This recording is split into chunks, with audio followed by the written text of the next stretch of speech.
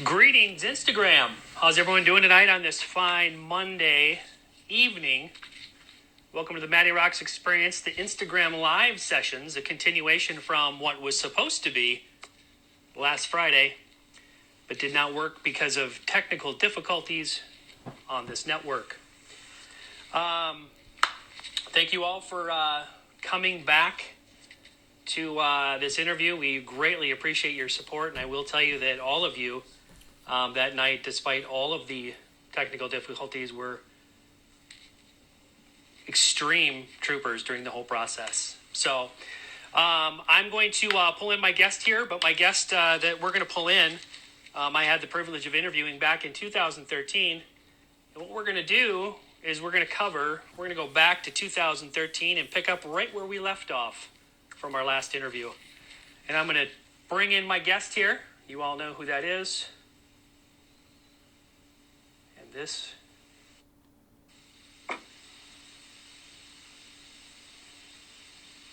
Oh, please. Kevin Martin! Oh my God. I was like sweating here. I was like literally sweating, thinking, what if this doesn't work? We're going to have a lot of fans we're going to let down. Yeah. Here we are. Hey man, how are you? I'm good. It's been a while. We have a lot of catching up to do. 7 years ago. That's wild. Yeah. We left off in 2013. Love Stories and Other Musings had just been released. Yeah. And you were on the 20th anniversary tour. And I caught up with you here in Burnsville, Minnesota, where we talked and had a very extensive interview. We did. It was long. You wore me out. So let's pick up where we left off at that interview, because we got a lot of gaps to cover. We got a lot of gaps to fill in. Yeah, a lot to talk about. 2014. I want to first start off with a project that you had started with Morgan Rose from Seven Dust. Right. Now I don't want to butcher the name. Is it Le Projet? Le Projet. Did I get it? Yeah, that's it. It's one of those band names that we all of us were kind of like, what are we going to call this project, and all that sort of thing. And I happened to be in France when Morgan texted me about it. I said, how about Le Projet? So that's kind of how I named Candlebox. It's a very similar way of just, I happen to be in the situation. It's how a band name comes about. Right on. Yeah. 2015, you had departed your other label. I think it was Audio Nest. Audio Nest. You lost some members of the band. You gained some members of the band. You went into 2015. You went into 2016. You joined another label, which was Pavement. Yeah. And you started the new record. Yeah. Disappearing in Airports. Yeah. It was quite a jump. Talk about that project and how that all came to be. What was the inspiration behind that new project that came to be? Well, Disappearing in Airports was, I've said it a million times. We're not the most prolific band. We only make records when we're really ready to make a record. So we had come off the disappointing, run of Love Stories and Other Musings. I think we all felt that record was a lot stronger than I guess it was marketed. It was so much stronger than the marketing behind it. And of course, when you do these deals with these labels, you're at liberty. It's theirs. You can say what you want to say. You can argue about it. You can put your 2 cents in. You can try and get them to follow your direction. But at the end of the day, it's theirs, and they're going to do with it as they will. So Love Stories was kind of a disappointment, I think, for Audio Nest as well as us, the band, because they didn't have the money to market the record the way we felt it should be marketed. They were a startup. We were still dealing with a manager that was running the label at the time, this guy named Kevin Lee, who, trying to have our best interest as well as the label's best interest is not the easiest thing in the world to do. So when we went in to make Disappearing Airports, Pete had left the band, Scott had left the band. I had Dave Cruzen back on drums with me, who had joined Candlebox in 97 on the Happy Pills record, and had actually played on not only Into the Sun, but Love Stories and Other Musings. So Dave's kind of been my go-to drummer more than Scott, really, over the years. Not that there's anything wrong with Scott. It's just Dave and I kind of come from the same world as drummers. So making Disappearing Airports was a record where I went to the guys, I sent them a bunch of stuff which they never received. So I sent them 15, 16 songs thinking that they had them and were listening to them. We show up in Pennsylvania to make this record with Carson and Grant, the producers for the album. And they had, luckily, Carson and Grant had put together what their favorite 12 songs were. And they had actually chopped up a couple other songs and said, we think this fits there, and this fits in this song, and this fits in that song for a chorus or a pre-chorus, whatever. And Adam and Dave looked at me like, what the fuck are you talking about? You know? They had never received any of the songs. They had 4 songs, which the 3 of us had actually written together.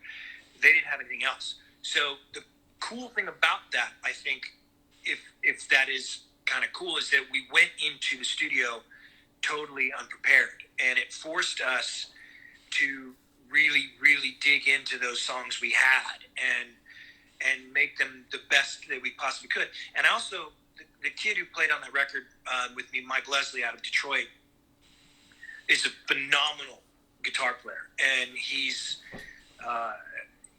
really has, nothing scares him, nothing stops him, and I loved that about working with him. Like I had written 5 songs with him. I had flown out to Detroit and worked with him at his house over a course of like 3 days, and I wrote 5 songs with him, and those were some of the songs that were supposed to go to Adam and Dave. And Brian Quinn was a last-minute add to the band because he lived in Philadelphia, and I had worked with him with Le Projet. He's the Le Projet guitar player. So it really was kind of similar to our first record, where Barty, Pete, and myself and Scott, we didn't know one another at all. Mm-hmm. We happened to make a record that sold millions of copies by chance. And I think Disappearing Airports is a similar record because it was so kind of, I didn't know what recording with Mike was going to be like. I didn't know what recording with Brian was going to be like. I had recorded with Dave and Adam, but on songs that they knew, not shit they didn't know. So I think that's why there's a lot of magic on that record. And I think that Disappearing Airports is probably, in my opinion, better than our debut album, and a close second to Into the Sun. That's pretty good. That's pretty good. Yeah. Well, I'll tell you what. For guys who went in unprepared, you guys came out with a very beautiful product. Sounded we did. Great. Thank you. Yeah, we love it, and I still listen to it. And as a matter of fact, with the new album, I sent it to Carson and Grant to mix because I really wanted them. I wanted that energy they brought to Disappearing. We couldn't record with them because they were doing the August Burns Red record, and scheduling wasn't going to work out. So we did this one with Dean DiCioso, who's brilliant as well. But I wanted Carson and Grant's flavor on the mix of the album. So hopefully it's got a similar vibe.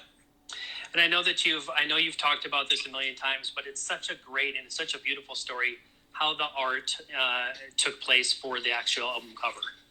Oh yeah, Scott Rivers Fish. A good friend, very old friend that I had hired to do the artwork, and sadly he had a massive coronary heart attack in the middle of working on it. So that is in your background there is a piece that he had done that his sister actually gave to me and said, I think this would be the album cover that he would have wanted you to have. So yeah, it's just a bummer because I sent him the music and he's like, I love this, I'm so excited, and and he passed shortly. I think like 2 weeks after he got the record. Wow. What is one of your favorite tracks from the album? Oh God! Well, only because of you. I think the opening track is absolutely one of my favorites. That was written by a buddy of mine, Matt Hutchinson, who I have a little side project with called Dormarian. We do like sync soundtrack stuff for television and film.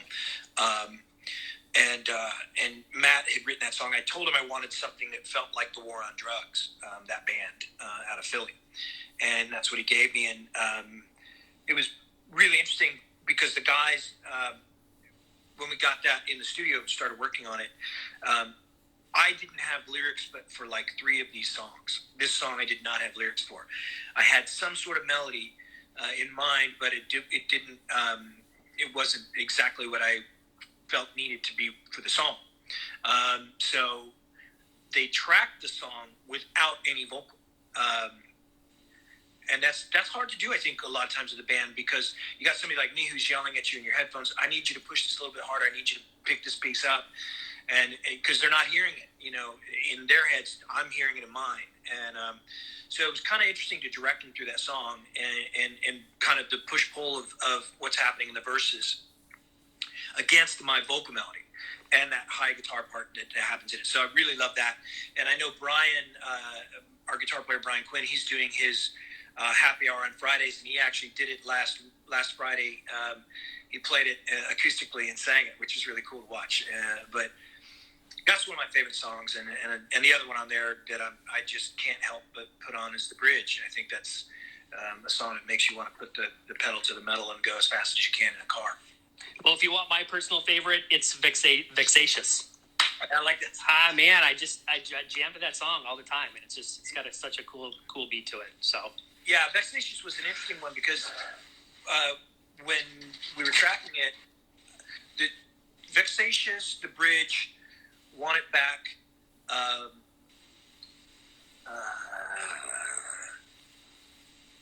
there's 2 others. They're written on acoustic only, and those were the ones that I wrote with Mike Leslie.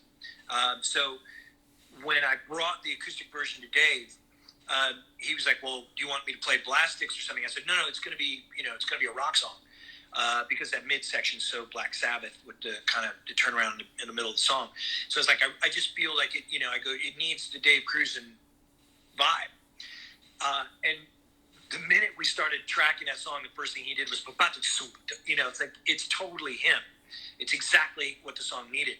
And I think that's why again, a song like that made me feel like this is what needs to be sung. Lyrically, I need to sing this, because it feels like that. It feels vexing and somewhat disturbing. So yeah, thank you. I love that song a lot. Right on. You guys did Disappearing Live. Where was Disappearing Live filmed or recorded? We recorded that on Long Island at the Paramount, which is a venue outside of New York on Long Island in a town called can't think of the name of it. It's not too far from Amityville, as a matter of fact. So you drive by the Amityville Horror House when you go to this venue. But it's a really, really beautiful, large rock and roll club. I think it holds like 2,400 people. And that's when we were doing dates with Buck Cherry. That recording is when we were touring with Buck Cherry late in the fall of 2018, I believe it was. Right on. What was it like to bring the crew back together, the all original crew back together in Seattle in 2018? It was great. I mean, it was, exciting. I mean, it was exciting, I think, for all of us. There's so much kind of misinformation out there about Candlebox and confusion as to, why the band is, where the band is, or why I'm the only one who sings or has the band going anymore. Everybody had things in their life that they wanted to attend to. And Candlebox was always my baby. It was always what I wanted. And I can't blame, Barty and Scott for going off and starting, real businesses. Barty's an attorney. Scott has a filtration company that does very, very well in Seattle, and Pete's producing in Tampa. So for us to get together and rehearse for 3 days and go and play 2 nights at the Paramount sold out was not only one of the most scary times of my life, because you don't, I've been touring on these songs for 25 years at that point, 26 years at that point. Barty hasn't played them with us since 2008. Scott hadn't played them with us since 2012, but there were songs on that on that record that I hadn't played in 15, 16 years. So I wasn't sure how it was going to come across as a 4-piece, because I'd been playing it as a 5-piece for I think 15 of those 25 years, which is strange, to have this full sound, even though the record, there are parts of the record where there's no backing guitar and solos and stuff, but you get so used to playing them live and having all that support behind you that when you go and do the original version of it with the 4 players, it's really naked. But the cool thing is it feels how it's supposed to feel and how it was written. And I know we had a blast with it, and that's why we're doing it again with Lucy. This year we're doing the acoustic thing at the Crocodile, and then we're doing the Paramount on the 25th day of release 25 years ago for Lucy. So, we still get along great. We're still the best of friends, and enjoy one another's company, which is nice. Right on. Back when we talked in 2013, you had talked about doing some other recordings with the High Watts and the Gracious Few. Did you ever get to do those again? No, we've talked about, like Adam and Dave and I talk about the High Watts. We threaten to do it all the time. And the funny thing is we had so much time off before we were going to do these dates in February, March. But Dave was having surgery on his elbow, so we couldn't get together. And then it was like, well, maybe, now that everything's postponed until like April, maybe we can get together. And then, of course, in Los Angeles, we had this quarantine, which we're all in lockdown. So we can't even get together and work on it. But, the High Watt stuff it's the nice thing about it is we don't really bother with worrying about if there's a whole song. We just go in and start working on it. And if it works, it works. And if it doesn't, we just throw it away. The Gracious Few is, actually probably more feasible now that I think the guys from live are done for the rest of the year. I'm not. Once all this blows over, everything's been postponed and pushed back until, I think, June to August. So I'll be, everything I was supposed to be doing in February or March and April, I'll be doing from June all the way to October. So I don't think there's going to be any time. But we threaten it all the time. I call Taylor all the time and say, I'll fly out and we can track. We have 5 songs done that are still sitting on in the can. But Memphis and I could fly out there at any time and finish them in like 5 days. I guess we're that good at our craft now that we can pop in there and make it happen. But it really just kind of time is short right now, I think, for everybody. Put it on the whiteboard. Yeah. Right on. Any other gaps that we need to fill in there? We covered up to almost 2019, 2020. Anything that you want to add in there? No, it's been a blast. This is going to be even more fun. This new record's really cool. So before all this craziness happened, I know that you guys were out touring, you were playing shows. I want you to take us back to some of those moments that you were out there on the road. Let us kind of relive those. Talk about some of the highlights or some of the things you experienced from the road before all this came to a halt. Well, it was interesting. I think it was last October when we wrapped everything up, or November. We had some dates in November. I remember saying to the guys, I was like, look, we got 2 months off. Enjoy the break. I'm going to go into the studio in January, finish the vocals on the record, and then we'll get together, we'll go out and play some shows, and then we'll go to Nashville with rehearsals, and then we'll gear up for the April and May run and all sort of thing. Dave was concerned about his surgery being a drummer, these tendons and everything that are in your arms are, everything to the way you hold sticks and that sort of thing. And so he was a little concerned, but I was like, look, you got 2.5 months, you're going to be fine, And then he called me on January 15th and said, listen, I'm not going to be able to go out in February. The surgery was pushed back 2 weeks. The therapy's kind of going to push me into about 2 or 3 days before we go out. I'm not sure if I'll be able to play the songs.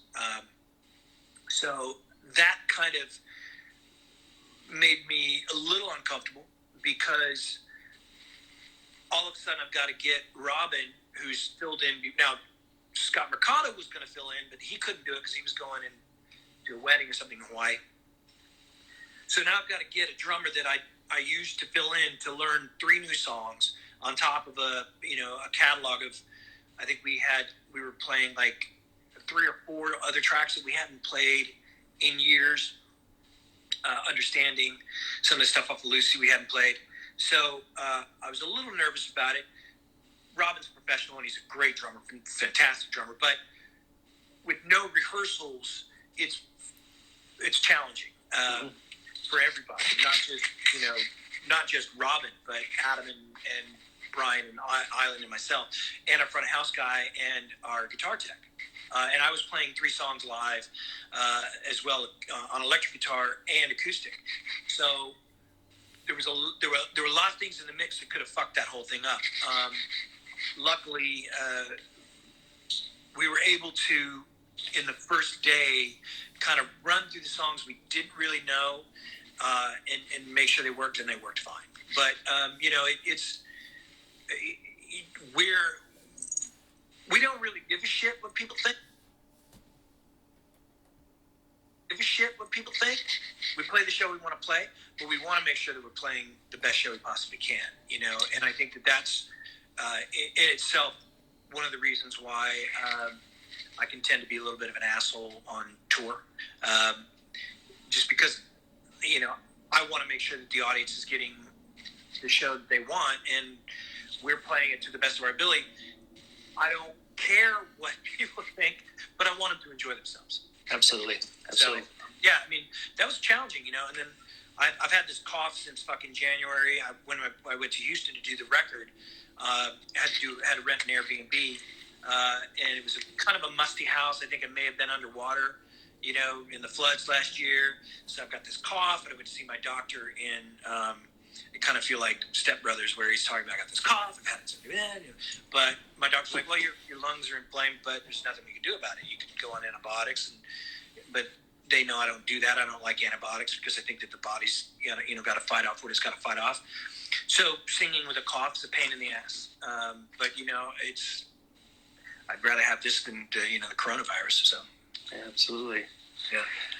So during this time of lockdown, what have you been doing as a musician? What have you been doing to stay fresh, to stay current? I'm playing a lot of guitar. I'm going to be doing something special on my birthday on Thursday. Facebook Live, Instagram Live at the same time. A charity thing, so raise some money for some much needed food banks out there. So I'm playing some songs that I haven't played in a while. And so I'm practicing a lot and working on some songs that are other people's. So I'm doing some cover songs and things like that. But, playing electric guitar live is so much different than anything I've done in a long, long time. It's okay to play acoustic because I've got the support of the band behind me. But when I go to play electric, it's different for me. It's not something I'm really used to. So playing those 8 shows in February with an electric guitar strapped to myself was eye-opening. I'm definitely not a professional when it comes to playing guitar. I tend to take it for granted, which I think is a shitty thing to do. So I'm making sure that I'm putting my time in to learn my craft. Right on. Not taking it for granted. You have tour dates that are on the books right now, and things that are going to have to be moved. How far out? And do you think we're going to get to those dates? Do you think that we're going to get to that point where we're back out there thriving and getting back to it? Yeah, I mean, my agent's been moving everything he can move. He's trying to. Nobody wants to cancel shows. Certainly, casinos don't. So we got to kind of wait and see. Everything's been pushed, I think, to June, as far as I know. But if this goes like it's been going and forces another lockdown until maybe May 30th, I don't think you're going to see us until maybe Incarceration. That show we're playing, which is in Ohio, July 27th, I think it is. So I don't know. I know that if we do, nothing's been canceled. So probably what will happen is we'll take all that batch of dates, which was March, April, May, and move those into the fall, and just stay out from the Seattle shows. I'll get on a bus and meet the guys in San Francisco, and we'll take off from there. So I'll be out probably 8 to 10 weeks, but we don't want to cancel anything. We want to make sure that people get to use those tickets and get the entertainment that everybody's going to need when this whole thing blows over. Absolutely. Kevin, what advice do you have for other artists out there that are, in lockdown right now, and some of the things that they could be working on as a musician to still make themselves, and I forgot the word I want to use, lucrative? I don't know, man. Just play music on Facebook or Instagram. People need it. They want to see it. I'm a terrible guitar player, but I love playing guitar and I love doing it. And I think that what you've got to do is what you got to do. I mean, if you're feeling it, you got to play.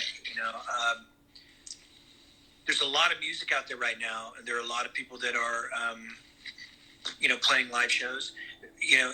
Everything counts. If you can do it for a charity, if there's a food bank or something, and you can raise $1,000, do it. Everybody's in a financial bind right now. I think even the wealthiest people in the world are going to feel this. But it is the middle class and the lower middle class, and those people who can't afford food, that need a little bit of light in their day. And if you can do something to raise money for a charity, do it. Because if you can afford to eat, there's somebody who can't afford to eat, and there are food banks all over Facebook. I know that you can do donations to those. Anything where you can help somebody to get through their day. Absolutely. All right, let's talk about the new album. Album number 7. Now, is that the name of the album, or is there a name coming? No, the name of the record is Wolves. Okay. Yeah. So talk about what we can expect, what fans can expect from this new release. It's a different record. It's not a traditional Candlebox record. We're all over the place on this record. We basically took everything that we were inspired by, every band or musician that we were inspired by, and threw them into a song somehow. Give me an example. Tom Petty, Radiohead, nice. Black Sabbath. Whatever somebody was feeling at the time, we would say, how do we incorporate that into the song? We had 5 or 6 songs that were in, a good working order, but they weren't really structured enough to kind of start recording with. So we had to go with the 2 songs that we had written to start working off those. In pre-production, I think we did 2 days worth of pre-production, 3 days maybe pre-production, which we just kind of everybody was getting used to, each one of the songs, and that's where we tried to force in whatever the inspiration was. It was very, very fast and very loose. Like, there were really no rules. We had 2 fights in the process of recording. which, that just comes with the pressure of, when everybody's trying to do their best, you got to remember that everybody's trying to do their best. And distractions can really fuck up momentum big time. Mm-hmm. And it's really important when you have limited time that everyone's prepared. And and unfortunately with me, I haven't had lyrics before music. I don't think, maybe 5 or 6 times in my life. I've always let the song dictate to me what it wants me to say. So that makes it difficult on a band when you're trying to record in the studio. Mm-hmm. Because like I said earlier, what's up here, they're not hearing. And so there were moments in the studio, I was like, I understand you don't know what I'm singing. I understand you can't hear it. But you know how I sing, and you've been working with me for however many years. So why would I not want you to go in that direction right there? You know me. Like it's an obvious. And so we had 2 of those in the studio, which were interesting. But in saying that, those 2 moments brought about, really, really cool moments in this record. That's awesome. Yeah. So, but it's different, man. There's a ballad on it called Riptide that I wrote with this kid, Keith Longo, who's brilliant. And then the rest of the record is, all over the place. We have a song called Nothing Left to Lose, which we've been playing live, which was inspired by Motorhead. And then we have a song called Sunshine, which I wrote like the day before the first pre-production. I just came into the studio and said, "Oh, I have this thing I wrote yesterday." So, that's kind of how it happens. Right on. The album is under campaign right now. Talk about how the fans can help out with that campaign. Yeah, it's like, we are independent. So even though we have a label, Pavement, that's a distribution deal. Right. There's no money coming in from that. So the campaign actually has been very productive and very successful, but we're still raising money. There are things we have to pay for, marketing and radio and stuff like that. That costs money. And if we don't have somebody to back us financially, we can't get anything done. And, the fans are the real reason we're still here. So yeah, if anybody wants to make a donation, it's, candleboxrocks.com. And I think you hit the campaign tab and, you can have us sing you a song or dedicate something to you on stage, or you can just simply make a donation to the band if you want. It's every penny's used to put things out there and get us out on the road. Especially with this, there are deposits and things that are made on insurance and bus rental and venues and equipment that I can't cancel. I can't cancel that, because if I cancel that, then I have to cancel the show. So by keeping those buses and stuff, secured, make sure that I have a bus when everybody else wants to go on the road and there are no tour buses. So those deposits need to stay there. And my band, those guys aren't making any money right now. They're paid musicians. That's how I run it. So, even though they're collecting unemployment, they're certainly not collecting what they make playing with me. So every little bit counts. You heard it, fans. Go out there and let's help contribute. And Kevin, I want to offer up to you. However, I can be a resource to you in the radio stations that I'm affiliated with. Let's get that album in rotation. Yeah. And let's put it out there. If you want to do some kind of a release, I got a station that'll help do that. Absolutely, and I think that'd be great. I'll make sure that when the record's done and mixed, that I'll get you a copy, and we'll get you the first single, and let you know what's going on. I think we're going to be putting out like 3 songs. I want to say at the end of April, which you go, iTunes and all that stuff, just to kind of give everybody, a little bit of what they paid for. And then we will release another 2, and then the full album.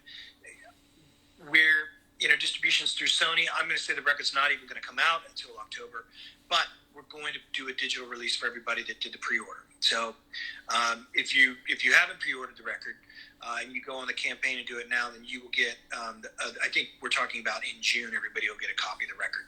So I'd like everybody to have it, obviously, before we hit the road, so people know what they're listening to. But, that's kind of what we're trying to do. I just want everybody to have it. I'm enjoying listening to it, and it's a blistering rock record, man. It's pretty cool. Well, we're excited for that release.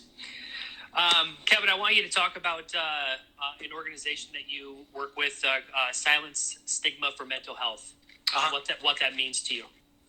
Well, we were approached by Joy. I think it was last year, maybe the year before, about we have our song called "The Bridge," which is about suicide, and when Mike and I wrote it together, he struggles with that depression and anxiety. I've never experienced it, so it's not something I know or could even try to fucking talk about. I would never try to act as though I know what somebody's going through, because I just don't. But if I can help in some way, shape, or form, and talk somebody through this and let them know that they're not alone, and of course, I think that's the biggest misconception, is that it's really easy to say, hey, you're fine, and everybody loves you and all that sort of shit. Their brain works differently. Their brain doesn't hear that. You can say it to them as plain as day, every single day, call them every single day, and then they're not going to hear that. It's wired differently. But if I can raise money and awareness, and Joy's been amazing with it. She comes to every show that she can. She sets up her table. She talks to people. People write to me every single day about how our music's affected them and gotten them through times.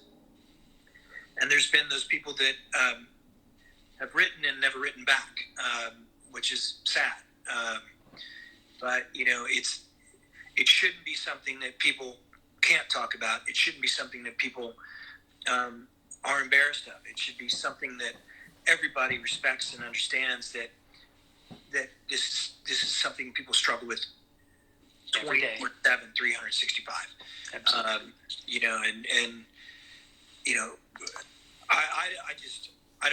I'm so lucky that I don't have that. I'm fortunate enough to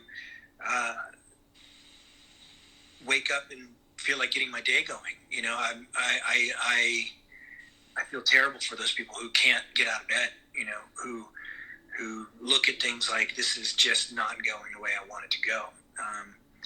I said, that must be an awful, crippling feeling. So yeah, Joy has been a real champion with that with us. And I don't know, she's doing an article or an interview with Rolling Stone magazine about it, and I've got to answer some questions, and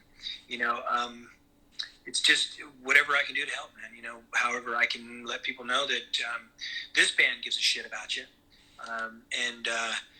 And I know we don't play The Bridge enough live. It's because that outro of the song is my favorite part of the song, and I always want it to be at the end of the set. But I'm going to start playing that live. We did it on this last run. I think we were opening the set with it, which was really cool, and I love that song so much. And I like the fact that I can change the lyrics around and talk about Chester and Chris and the people in my life that affected me and touched me in a way musically that a lot of other musicians haven't. Right on.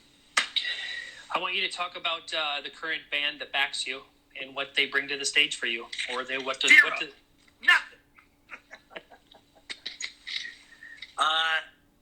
My band, I have the best band in the world. I know every band says that.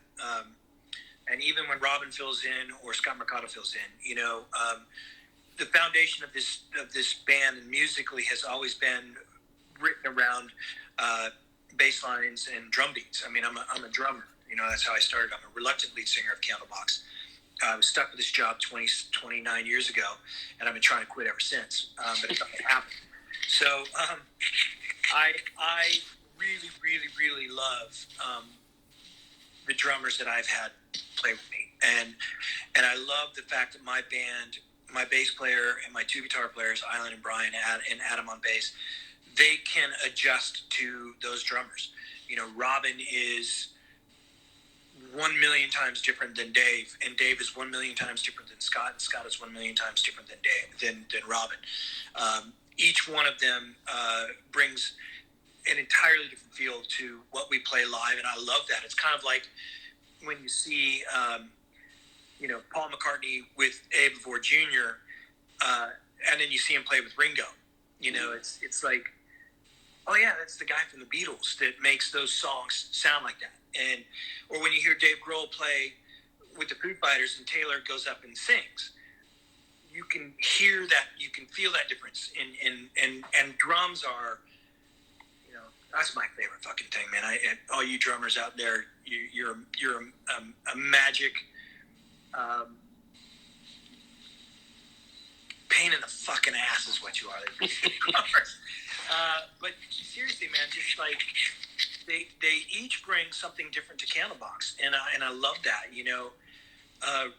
Robin is God, he's fucking all over the place, and I love that because he makes those mellow moments of Candlebox feel anxious, which I think is maybe what was lacking on the Lucy record with some of those songs, is those anxious moments that didn't happen with Scott, that maybe Robin would have brought to those in the studio, and you get that when you're playing live with these drummers. It's magical, and like I said, Brian and Adam and Island, and even the crew, Carlos and Sean and Dave, when they can adapt to those changes, it's amazing. I'm very lucky. I'm very, very lucky to have the band I have, and I'm very lucky to have the crew I have. I don't take it for granted at all. I love these guys. But, I have the same love for Pete and Barty and Scott, Absolutely. It's just different. And, Pete got up and played with us in St. Pete, and it was just like, oh, God, there's that tone, those fingers. Not to knock Brian and Island, because fucking brilliant guitar player, but I think the thing about guitar players is those fingers hold all the tone. Eddie Van Halen, Jerry Cantrell gets up and plays Eddie Van Halen's rig. It doesn't sound like Eddie Van Halen. Eddie Van Halen gets up and plays, Jerry Cantrell's rig. It sounds like Eddie Van Halen playing Jerry Cantrell's rig. Right. It's just there's something about those guitar players and their fingers that that are undeniable. And then there's bass players. Barty and Adam, two completely different bass players. Adam is more like, I guess, what's the guy who plays for Queen? Dunsmore. Adam is way more Dunsmore than Barty is, and Barty's way more Phil Lynott than Adam is. So when Adam plays Barty's parts, it feels like, is it Dunsmore that played for Queen? Yeah, it feels more like Dunsmore playing Candlebox than it does Phil Lynott playing Candlebox. But then when Barty gets up and plays, it's like, oh, there's Phil from Thin Lizzy playing in Candlebox. It's weird, and I like that, man. I like that it keeps me on my toes, man. I've got to know what I'm doing. I've got to know where I'm at, and I throw these guys curveballs all the time. God, they must be half the show like, what the fuck is Kevin doing right now? Because I just change shit all the time. Well, you got a great sounding band. God, thank you. I love it. Kevin, I want you to think back through your entire career up to this point. Okay? Okay, wait. Dunsmore was the Doors. Who's the fucking bass player for Queen? Anybody? Come on. Somebody's got it. Wait, Dunsmore? No, he's not the Doors. Orlando. Robbie Krieger. Ray. I'm drawing a blank. Whatever. John Deacon. There we go. Thank you. I would never get Definitely that. not Frank Iroh. Yeah. Thank you, fans. Downs one. I don't know. Whatever. About to have another meltdown. Oh no, no. We're not gonna have that. I want you to think back through your entire career up to this point, and I want you to think about what has been your biggest musical accomplishment to date. Wow. I'm gonna cue up the Jeopardy music. Do, do, do, do. There's, oh God, man, I have so many moments. One that stands out to you. One that is, if you can think of it. Fucking playing golf with Neil Peart when we toured with Rush. I mean, like, talking with Steven Tyler New Year's Eve in 1998 in Boston when we opened for them. I mean, the list goes on and on. I mean, my biggest accomplishment,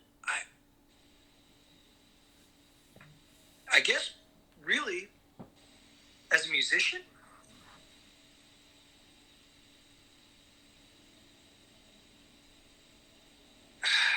I don't know. There's too many. I mean, maybe the connection to the fans, being able to connect to these people that for the longest time, in the 90s, no one could get to you. You were on a tour bus. And now it's like I walk out, I can say hi to people, they can talk to me about my songs and, maybe how it affected them or their relationship. To a Candlebox song, I guess maybe just being me, being allowed to be me and not having. I mean, listen, I can be a real asshole, and I'm highly opinionated when it comes to politics, and I'm anti-racist, and I'm anti-big government, and I'm anti certain bands that I won't talk about. But I think I'm a pretty good person, pretty decent human being. And I think if that's, I guess maybe if it was something that was going to be on my head, the headstone on my, where I'm buried or whatever, it would be like, I listened. I listened to people, and I listened to my band, I listened to my friends, I listened to my wife, I listened to my son. I listen to music. I listen to these, creative people that have given me something, and I want to make sure I'm listening back. I suppose I listen to Mother Earth all the fucking time,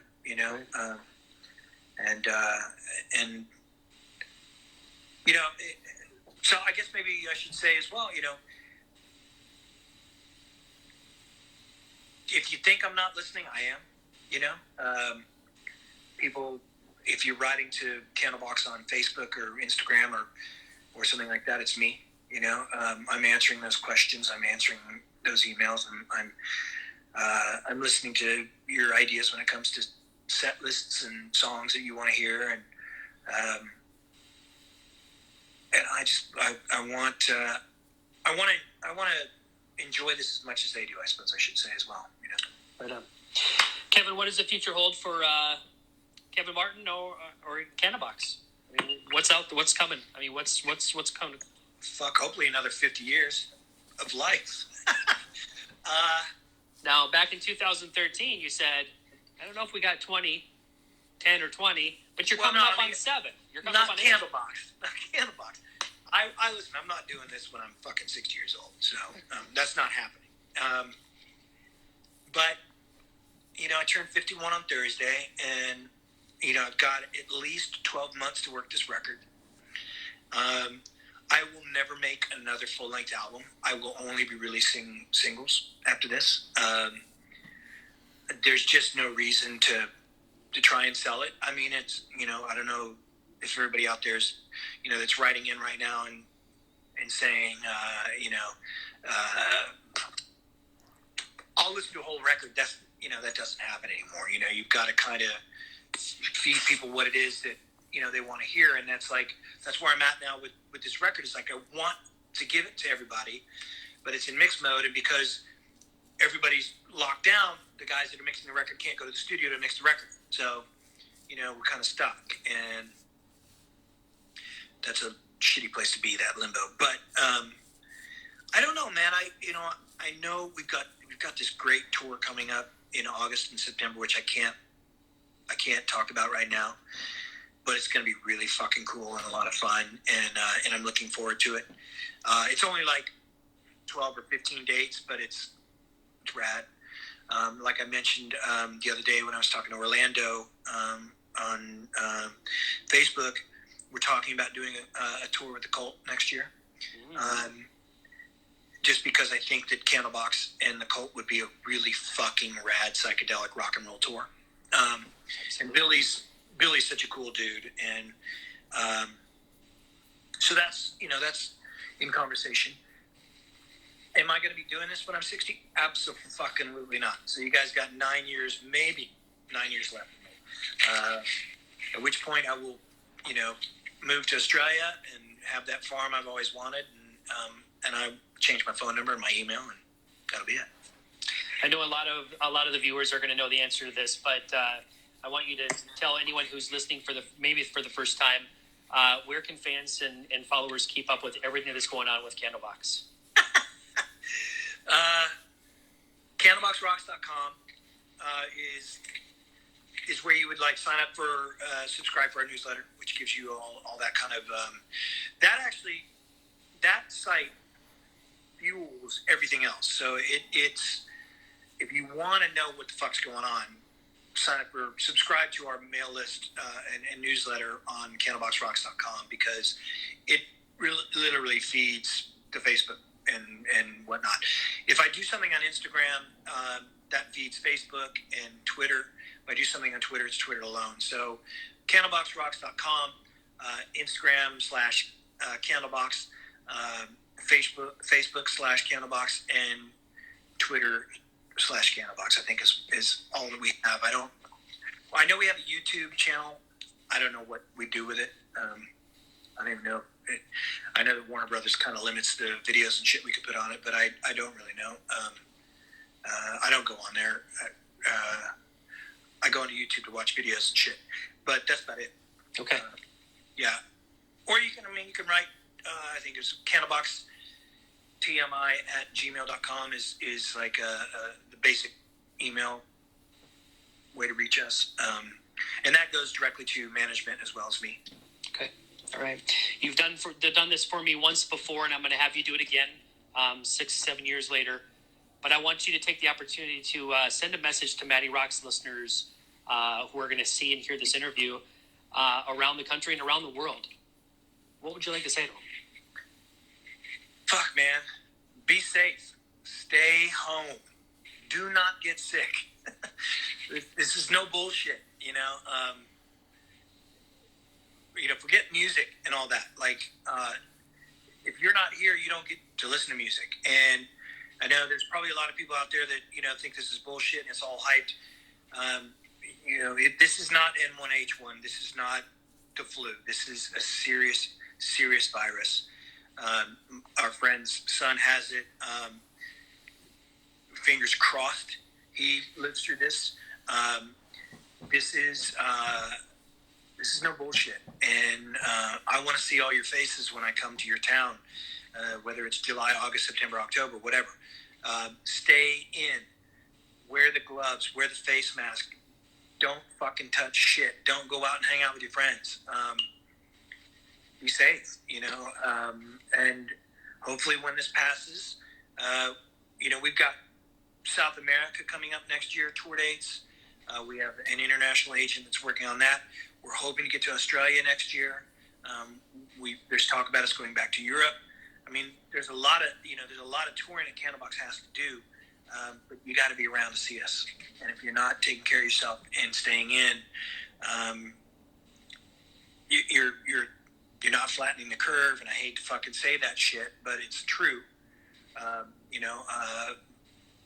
I go to the grocery store and I've got a mask on and gloves on and all sorts of shit, and I do that once a week. We're not going out and hanging out with our friends, and we're getting drunk via FaceTime or whatever the hell it is with our friends and having a laugh. And if you don't know how to do that, it's year 2020. It's not that hard to figure out. Yeah. But yeah, just stay safe, man. I want to see everybody. I got a lot of friends out there, musician-wise, that I haven't been able to see in a long time, and I want to see them.